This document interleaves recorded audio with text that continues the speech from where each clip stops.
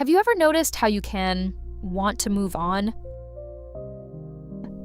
but your mind keeps replaying the same person, the same mistake, the same chapter, like it's trying to solve a puzzle that doesn't have one last piece? If that's you, today is for you. Welcome back to Blueprint for Life with Tor Kunchala. Today's episode is Letting Go and Healing. We're pulling the biggest lessons from two powerful books. This is Me Letting You Go by Heidi Priebe and When You're Ready. This is How You Heal by Brianna Wiest. And we'll talk about why letting go is not a single moment, why healing is not linear, and how to start rebuilding your life without waiting to feel ready. Quick note, this is educational and reflective, not medical or therapy advice. Okay, let's begin. Letting go isn't hard because you're weak. It's hard because your brain is wired to seek familiarity, even when that familiarity hurts. Sometimes we don't hold on to someone because they were perfect. We hold on because the story feels unfinished. And here's the tricky part. When something ends, we don't just grieve the person or the situation, we grieve the version of ourselves that existed in that chapter. So letting go can feel like losing your routine, your identity, your imagined future, and your sense of certainty. That's why you can be fine all day. And then one song, one photo, one quiet moment, and suddenly you're right back there again. Heidi Priebe makes this point beautifully. Letting go is a process, not a destination. It's not one dramatic goodbye. It's not a perfect speech you give yourself in the mirror. It's often something you choose every morning. Because the truth is, you can let go intellectually and still feel emotionally attached. So if you've been judging yourself for still missing them, still thinking about it, still feeling stuck, pause. That's not failure, that's being human. Priebe also touches a hard truth many people avoid. You can love someone deeply and still recognize they don't belong in your future. That's a mature kind of clarity. Love is not always the same thing as alignment. And then there's the topic everyone wants, closure. But closure isn't always something someone gives you. Sometimes closure is something you create. Closure can sound like, I may never get the apology. I may never understand why. But I refuse to keep paying for this with my peace. And finally, one of the strongest lessons, choosing yourself is not selfish. It's necessary. Choosing yourself means I'm not building my life around what I lost. I'm building it around what I'm becoming.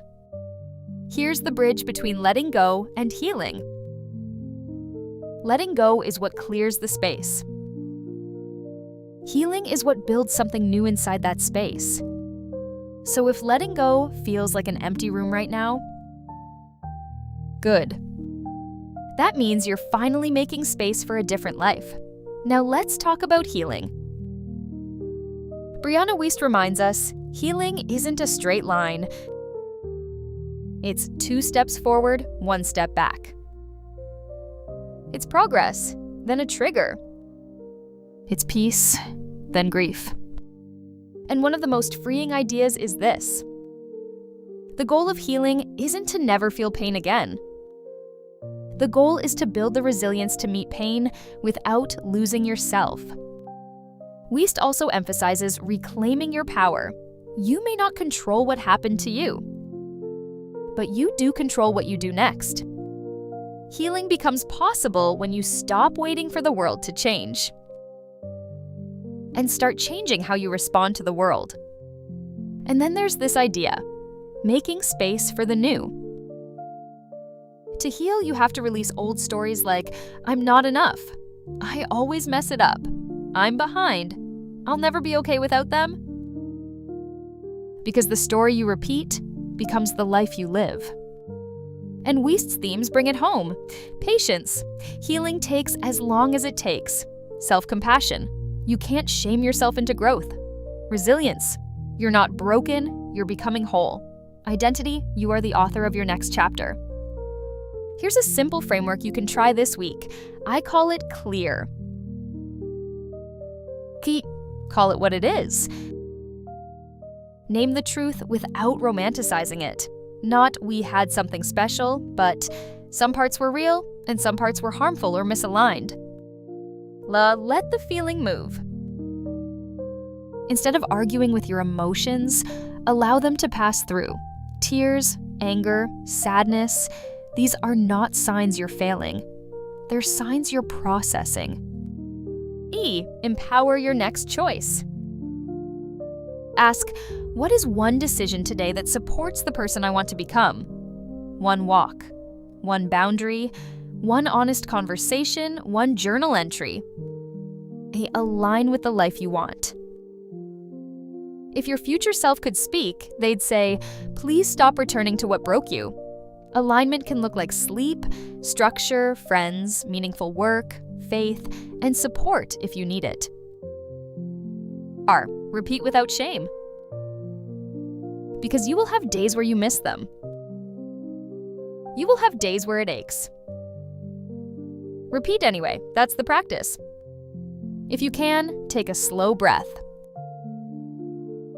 And finish these 2 sentences either out loud or in your notes. The chapter I'm ready to close is... The chapter I'm ready to write next is...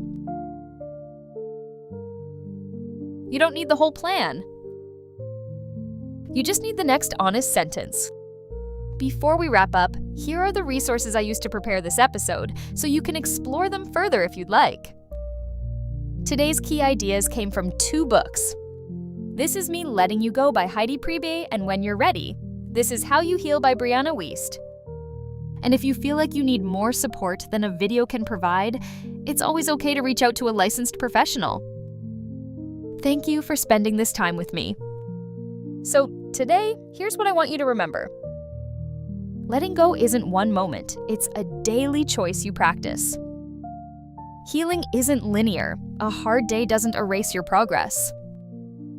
You don't need perfect closure to begin again.